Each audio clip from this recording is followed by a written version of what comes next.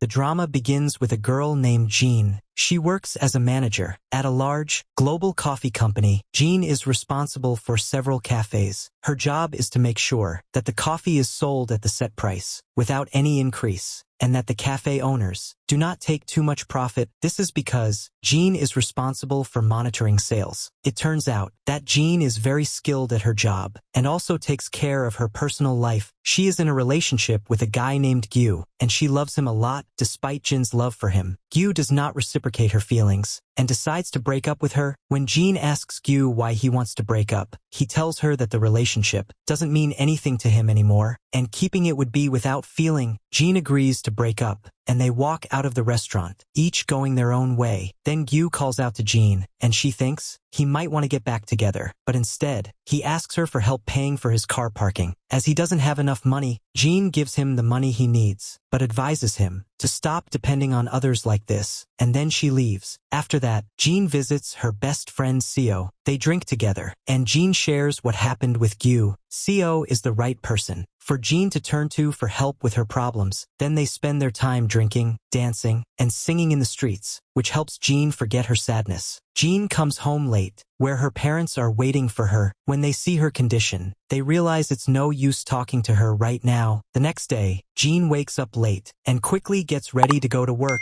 Jean meets her brother Sung, who tells her she's too old for her current behaviors. As she nearly 35 years old, Jean calls him very rude. Then she enters her room. It turns out that Jin's mom wants to marry her off quickly, thinking Jean is getting old and believing that Gyu is the right man for Jean. Then Jean rushes to her company without telling anyone that she and Gyu have already broken up. At the office, she finds a cup with a picture of her and Gyu on it. She takes the cup and puts it in her drawer. Later, when Jean goes to supervise the cafes she's responsible for, she finds that the owner of one of the cafes is taking excessively high profits and buying coffee from other suppliers. When she finds out this fraud, the cafe owner gets angry at Jean and throws empty cartons at her. Jean leaves the cafe and treats her injured finger. Then, she gets a phone call from the company, asking her to go to another cafe far away. Jean changes her sneakers to high heels to look more like a manager. Though her day is tough, while walking, she meets a man on a bike who stops in front of her. It turns out he is Jun, Seo's brother. Jean feels happy when she meets him and asks him when he came back. Jun tells her he returned while she was asleep. Jean chases after him, trying to hit him while he is riding his bike around her. They both laugh together. It turns out that Jun has been in America for 3 years, working as a video game developer, and he has just returned to Korea to work at the company's headquarters there. Then Jun asks Jean if she got married, and she replies that she is not married yet and tells him that she has broken up with Gyu,